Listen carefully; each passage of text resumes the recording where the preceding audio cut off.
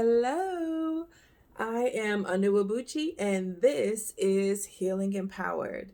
Um, Good evening. I would like to take this particular episode and talk about being sexual with my behaviors and conversation and mannerisms. I was gonna leave mannerisms for a different video, but we just going. It's all tied. It's all tied.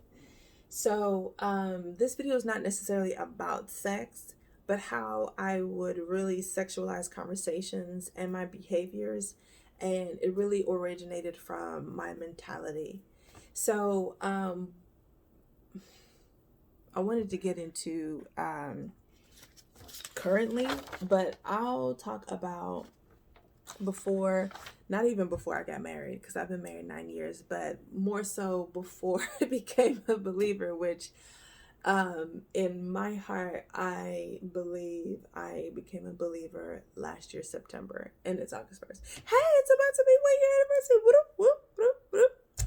So that's cool. Yay, anniversary. That's so cool. I like to grow. And celebrate that growth. So I will definitely do something. I'll mark that day somehow. So, like I said, I would like to talk about just being bisexual. I mean,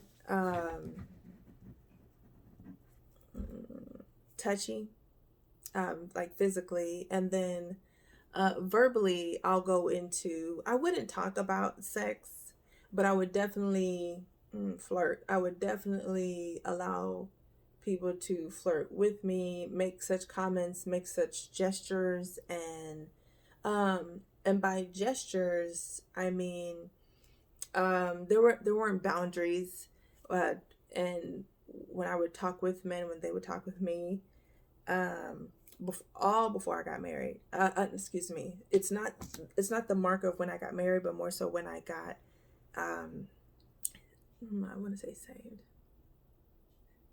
Yeah, saved. So, it's not that all this time before here. I'm talking about even while I was married. So, I have there was some boundary. There was some boundary when I got married, but more so now that I am saved, there is a stricter and I'm more sensitive to reaching this line than I am to reaching the standard of the fact that I'm married. So the fact that I'm married, unfortunately, isn't all across the. It is all across the board, but in some, it's in all areas. However, there's some times when I don't feel as though I'm married. I'm not appreciated, or I'm not cooperating with my spouse, or whichever, and and that no longer becomes a standard for me. And so, when I'm having problems with my husband, then yeah, I'll open up my mindset to having conversations with men, period. And I will justify having conversations with them because it feels good. It feels better than the hurt of not being able to be able to do that with my husband. So, and anytime I mean men from now moving forward, I'm talking about men that I'm not related to, and that's it. So if I'm not related to the man, then it just doesn't count, because I want to say even now that I'm aware of it, because I've just written the script for this particular video, some notes anyway, not so much a script. I've written some notes, and I want to say before I got married, I would open up my. No, it was always open. So now that it was it was always, my mind and my heart was always open to having conversations with men strictly and exclusively, and it made me feel good. And it didn't matter what we were talking about. But now that I'm married, I would still talk to men. I just wouldn't go into certain subjects, certain topics. I would have a boundary with. I would stand, and I would go out to eat with men, and I would drive with men. I would exchange messages with men. But if I worked with you, if I was on a project, on an organization outside of my, on a project or anything with you, I would communicate and have no issues, no problem. And now I do the same, but I will, now that I'm saved, I will find another avenue. There is another way that I can leave a note, leave a message. I can communicate through the superior. I can, whoever dispensed the project onto me and brought us together, that message may go through them. I leave community email to where everyone's attached and things like that. I do everything but private messaging, communication. Not considering the other person, considering myself. It's where I like to sin. That's something I enjoy doing. Smoking, drinking, no. I like to create conversations with men. It makes me feel good. So I don't know what their intentions may be. I'm the center. And so when I'm on point, when I'm trying to, be right with and right standing with God, then I will find another way to communicate to them, or maybe just in person, so that we don't have this private way of communicating, I and the other man. Now, before I got married, I see a man that I'm interested in. I would talk to that man. Now, I'm a lot puffier, and I'm just not looking. I don't look like I did. What was that, 10 years ago? I mean, maybe my nose is the same. I don't know, but my skin color is the same. That's it. That's it. But it was heightened. My desire to be in that man's face and on his mind was my goal, in just across the board. As long as I was awake. As long as I was awake before I got married, if there's a guy that I was interested in. And that only happened when, not even freshman year, maybe when I left undergrad, when I left the university and went to a community college. My dad was like, "Oh, you're not getting good grades." I was like, "Great, what does that have to do with anything?" I was like, "What's that have to do with anything?" And it turns out he wanted me to start having like good grades in college, and I was like, "What?" That was so far. That was far from what my goals were. I was one of the better dancers of the group that of friends that I would hang around with. I was taller. I had funds that I could make use of a, a lot more freely than others, and my own car out of the group that I was hanging around with.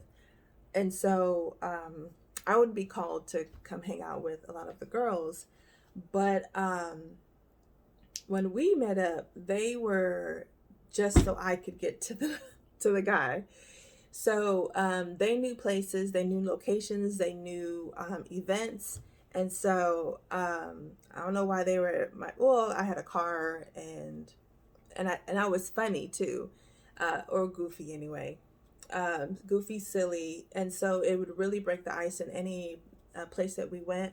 But I wasn't aware of this then, but I definitely wanted to just get the attention. I derived joy from getting the attention from the male that I desired, that I was attracted to. So if they were not like visually attractive, physically attractive. I did not care about them. They had nothing to do with me. I would hope that they would not want to know me, and so um, and I would make that obvious. I would verbalize how I didn't want them to know me or care about me. And so past that would be exchanging, getting numbers, meeting up, and sleeping with them. Um, that was further than what I wanted, but many of the males that came across my path from that time to even now, that's their goal. Their goal is to get to sleeping with you. So because that is past my own goal, sometimes we got there and sometimes I'd be like, well, I'm kind of good. I'm good. I don't want to do that. Um, I've actually reached where I've gotten from you what I want. So now that I'm married, I realized I have and then when I got married, when I got married up until when I got saved, that sexual, sensual kind of thing, that nature when I would just turn it on, was still within me. In fact, I'm gonna go back. Once there was one time we were at a hotel, and the same group of girls from freshman year, now graduating year. This is even after we graduated, but before I got married. We were at a hotel, and I don't know if we were low on money, but I saw two girls discussing. They said that one of them's gonna make the arrangement of calling the shuttle that leaves from the hotel and it's gonna take us back to the airport. They were gonna use me to talk to the driver because we weren't gonna be able to pay a fee. I thought it was a part of the hotel. Turns out it was gonna cost a fee because of one stipulation. I wasn't hearing the details, but it was also obvious to the women to the ladies at that time that I don't know the difference. We were just younger then. To the ladies that I hung around with at that time, that I did use my body, my sensuality to communicate whenever it came to a man, and I would turn it on and turn it off.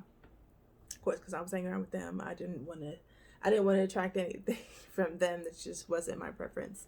Never has, never will be. And they were aware of that. And so in that incident, they wanted to utilize me and this sensuality that I would use with talking with men in that situation, so that we could get on this shuttle, get to the airport, and not have to. I think it was to not have to pay, because they weren't even going to tell me what it was, and I didn't even ask. Probably wasn't going to help you, but I mean, I would have helped with the skills that I had. And so but the point is that it was also obvious to those that hung around me. So from the time that I got married to even now that I am married and a believer,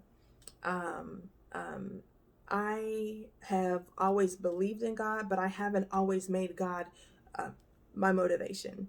I haven't always made God who I desire to please. I haven't always made God my first and foremost consultant and advisor and answer of all questions and my heart's desire. I will come across a scripture and it'll be the opposite of what I want to do, and it may sting in thought, but I'm gonna go with that scripture as of now. So to have that turn of events happen in my heart, that is really and I want to say an antithetical, but I mean an opposing and a challenging trait, to be very sensual, to be using my body to communicate, to be I was really communicating with my body. but then not wanting sex. That was really trippy. But um, as of now, I'm able to honestly say that's what I was doing, and know that I still, in a sense, in fact, me and my husband had an argument, and I know that it's still in me. It may rear its head in a different, maybe it has makeup on now, maybe it's just different, but it's still at the core the same thing. So me and my husband had an argument. It was lasting really long, and by long, we just didn't resolve everything within that hour or even later on that day, and it was over 3 days, and that's not even what I'm used to. I'm not even used to it, arguments being resolved in 3 days. Some may call that really long. Some married people may say that's a short amount of time, but in this particular marriage, that's short. But maybe I was already tired from something else, but I think that the major part of why I began to seek talking to a guy at that time was because I really wanted to confide in my husband about what I was experiencing, but he was the actual reason for the sorrow. So I wanted to confide in my husband about the sorrow. I wanted to pour into him. I wanted him to pour into me. I wanted to go to him and talk to him about how I was feeling, but he was contributing to how I was feeling. So, as a believer, I do know that you can just enter into worship. As a believer, I do know that you could find where in the scripture that talks about discord, dissension, arguing, husband and wife, spiritual duties toward the spouse. You could literally study a specific topic on the word and literally flesh out of you've got to try it. It'll flesh out the feelings that you're reserving, that's like what you're filled up with. It'll flesh it out. And worship, studying the word of God. I think, fasting. I'm going to say fasting, but I literally only use things for fasting that I've only fast usually when I've prayed, and I just can't come across where God has answered it. And so I just feel like I may need a fast to really get an answer from God. So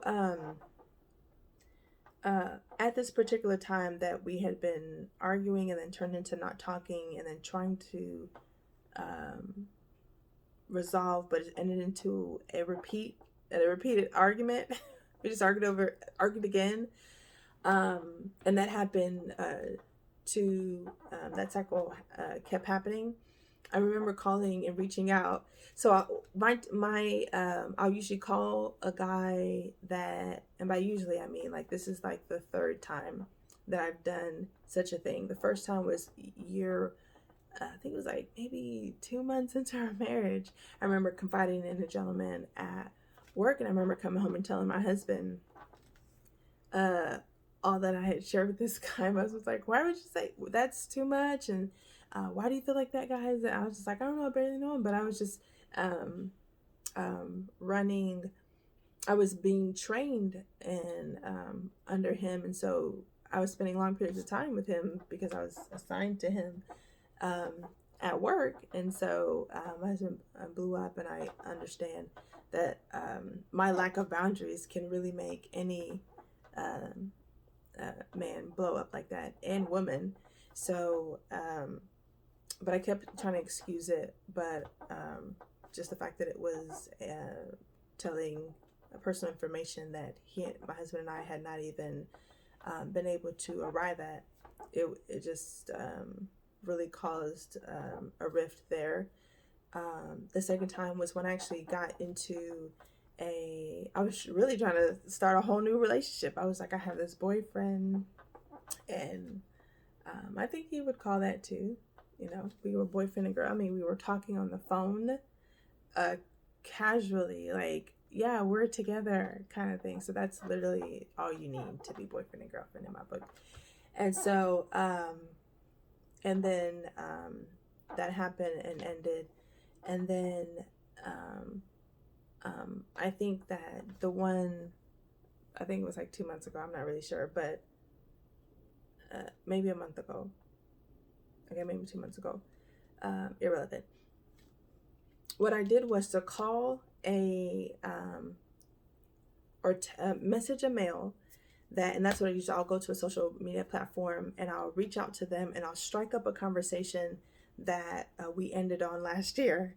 That I'll strike up a conversation based off the information that they had just recently posted on Instagram about that crying baby.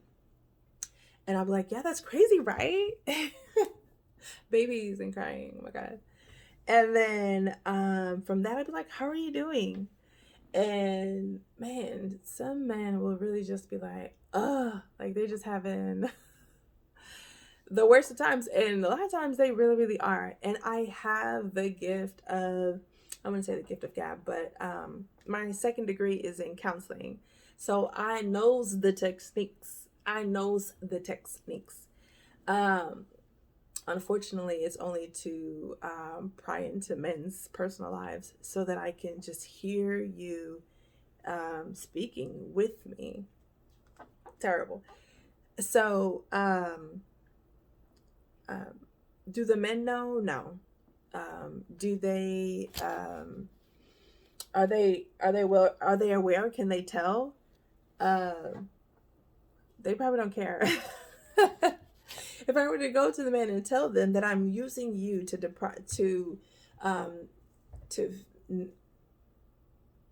fill up what I'm not getting at home, it would only be a man who is sold out his heart to Yahweh in every way, that fears using his body, his time, his mind, his words unrighteously. It would have to be a man that is just like, that sounds bad and I don't want to be a part of it. Who understands that God's relationship with him is richer than something some girl, some woman can give you. And I can't even give them nothing. In fact, most men would probably think that this may lead to something. They may be able to get something out of me. But that's not even my goal. Left it up to me, they could never get anything physical, except those phone calls, except the messages that I would be sending. So I know that the scripture says that the body is the temple, and just having in my mind that let me reach out to this person, let me see what they doing. Just the thought is adulterous. Just the thought is adulterous. The act is adulterous. The following up and the continuing of it is adulterous. Whether I'm having whether my husband and I are arguing or not, the thought is adulterous according to Matthew, if you just have a lustful thought. Now, when I first read that scripture, the lust is to desire the person sexually. Too bad you can lust after ice cream, right? You can desire it to be yours. I think that's covetousness. So, and lust, I think, is coveting sexually. I could look it up here, but and I will look it up. Yeah. So, to covet something is going to be you to desire that thing that somebody else has, and you want it for yourself. To the point to where it's at that other person's expense. Lust, which is what I was having, is a desire that is more specific to sexual. Didn't want to have sex with none of these. When I say it didn't cross my mind, it didn't cross my mind. But they do have. No, no, no. That's not true. That's not true because when I look back over my life, they had to be attractive. It just wouldn't work. Because I would have kept going. I would have kept looking. I would have kept seeing. I would have searching. I would have kept trying to find the guy that I wanted to have that conversation with. And like I've always believed in God. I've always believed in Jesus, but I also believed in having, like I would, I remember flirting just so I can get. I don't have to. I don't like paying for parking spots. What? You're at the hospital. Why am I paying? What? They're sick. I'm coming here. This is my dude. What? Anyway, I don't like paying. So there's usually somebody at the. If it's a girl, I know how to flirt with girls too, and not so much flirt, but compliment. But they show. You can't say nothing about their hair, nothing about their shoes, nothing about their makeup and their eyebrows. You can't say nothing to where they're gonna be like, you know what? Let me just let you go on with these $3, these $5. I mean, there might be some girls out there who aren't looking to be with that girl, but they still gonna have to pay. So there might be some other girls out there that got the gift of gab, and then it'll work for them. But I do know that I the same went for social media platforms. As far as like now, I don't keep a man, like for those that maybe drink or smoke, or they like doing something else that really throws them over the edge, that really separates them from their covenant with God. My particular thing that I used to smile when I do, I used to take pride in doing. As of now, I think Romans chapter 6 verse 21 says, to what did it benefit you to do the things that you are now ashamed of? So I'm going to continue doing this. I'm going to continue communicating sensually if I don't learn to hate it, if I don't learn to despise it, if I don't see it how God sees it, if I don't see it how the word has already described and identified it, then I'm going to continue to practice this thing. I'm going to continue to slip into those situations and make excuses for why I went there, why I did this, why I did that, why I sinned. So when it comes to being in my phone, or numbers actually in my phone, social media platforms, I've got to have more than just not communicating with them. It has to be something in my mind, something in my heart, so that I don't. So because sometimes some situations will just present themselves. Let's just say I am someone who likes to smoke, and I have decided I won't even put the money in my. I won't put cash in my wallet. I won't go to those places. I won't stay around the people that like to smoke. Sometimes the situation that you're suffering, that you have suffered from in the past, but you're trying to overcome, and you're overcoming, sometimes it'll just present itself. It'll just come. Literally, some people be like, here, do you want this? It's happened when I fasted. I'll be like, oh, I'm fast today. Somebody bringing donuts to the office. So I'm like, what? Why? Why are you doing this? I've chosen to go on a diet. Now somebody want to take me out to lunch. Hey girl, come on. Let's go. On me. And I'm like, oh, that pains to hear actually. But as far as me not having anyone's number in my phone, or that I talk to weekly or regularly, even yearly, and in social on any social media platforms, they could circle back themselves.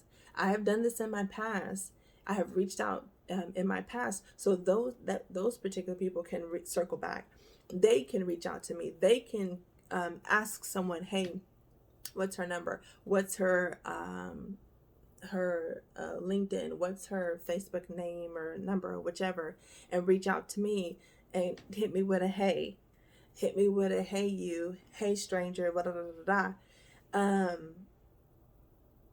And at that moment, how I respond is a reflection of what I've been doing mentally, what I've been doing in my heart before that time period. So if someone were to do that right now, at the time of this video that I'm shooting this, if someone were to text me this right now, first off, I have some people blocked because um, I just don't ever want to be put in that position. But for the other people that it ain't nothing to cut you off or just to ignore your text, I have to have in my mind a value of Yahweh and a treasure and a cherishing of him in my eyes, in my heart, me in his palms, so that when I'm put in that position, that's what I reflect on. If I don't reflect on how much I value him and how much God values me, I'm a fail.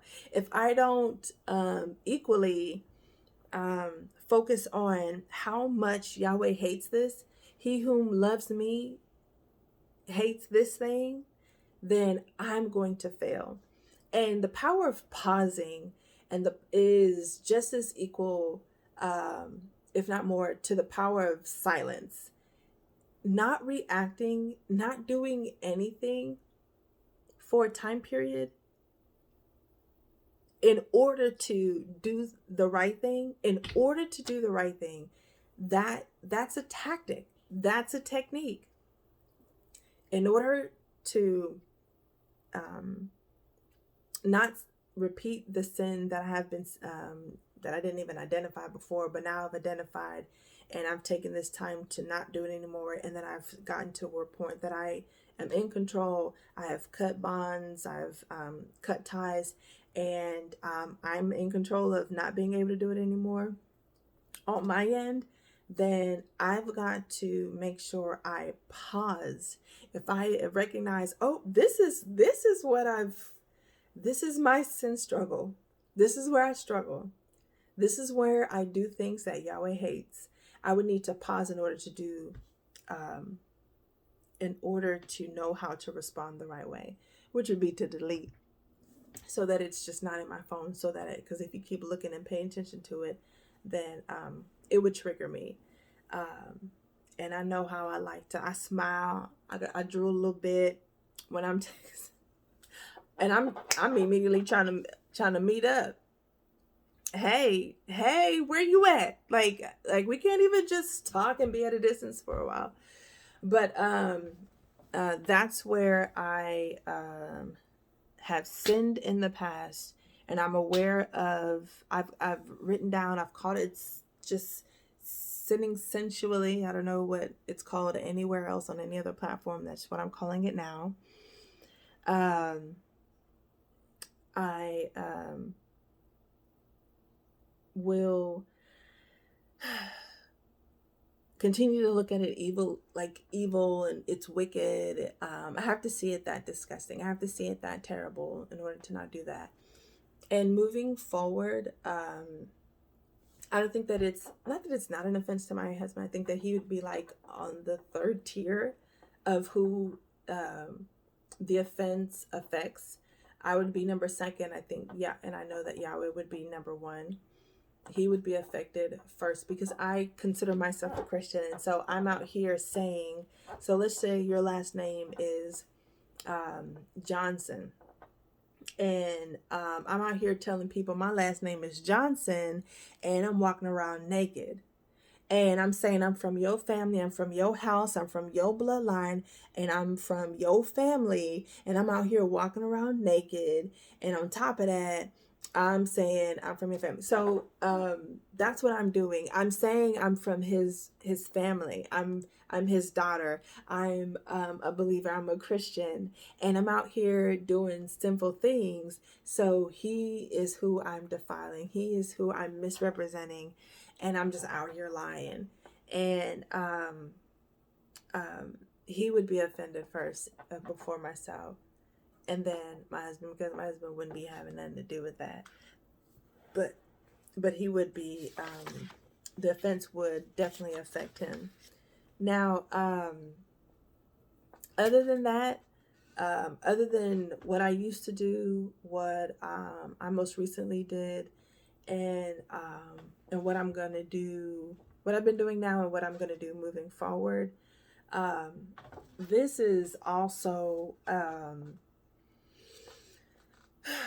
what Proverbs talks about when the man, it uses adultery, and epitomizes adultery as a it's not androgynous. It literally is a woman is synonymous with adultery in the book of Proverbs.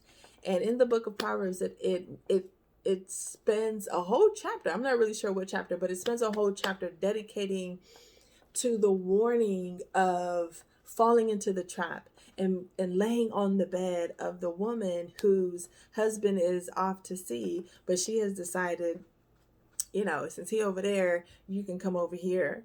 So I think that I want to say, so there's some things that are easy for you. You just find yourself in that situation. But I think that if you, like the tactic I was saying before, make sure you hate the sin. You would have to literally hate that thing so that you don't fall into the trap. However, how do you know when to do it? How do you know when that's going to be something that you're going to fall into? So with my particular situation, I was saying like sensually sinning. So I know I can't put myself in situations with men. I'm gonna need an ugly work partner. Okay, he's gonna have to be something that I'm just not interested in. But it can't too be ugly. He just got to be kind of plain, because I also kind of vain as well, and I'm not working on that. But just so I can get things done. Ain't nobody trying to pee. But what about somebody who's doing drugs? So that's not my thing. So if I were to be put in that position, I'd be like, there's nothing in me that's going to be triggered by what I'm seeing, by what I'm experiencing, except annoyance. Ugh. So, so how do I know beforehand, before I fall, before I sin, that this is going to be a struggle? If this is my first time, my first instance, because, I don't think 2 years ago I knew that was something that I struggled with, because I had a situation then, but I was in denial that that's something I struggled with. I just felt like that sin struggle when I was talking to another man while I was married, I just thought it was because of tension in my marriage. I really did. I remember coming to my husband and telling him, "Hey, great news! I'm leaving you," and that whole conversation actually remained a conversation, but that's not how I wanted it to go. But as far as knowing beforehand whether or not you need to check yourself, whether or not you need to change your